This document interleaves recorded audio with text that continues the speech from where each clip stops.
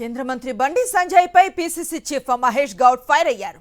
బండి సంజయ్ కిషన్ రెడ్డి భరతం పట్టడానికే కామారెడ్డిలో బీసీ సభను పెడుతున్నా అని తెలిపారు. 42% బీసీ రిజర్వేషన్లు సాధించి తీరతామని చెప్పారు. బండి సంజయ్ బీసీ ద్రోహిలా మారారని దుయ్యబట్టారు. బండి సంజయ్కి దమ్ముంటే సెక్యూరిటీ లేకుండా బయటకు రావాలని సవాల్ విసిరారు. బీసీ బిల్లుకు చట్టబద్ధతను తీసుకురావాలని డిమాండ్ చేశారు మహేష్ గౌడ్.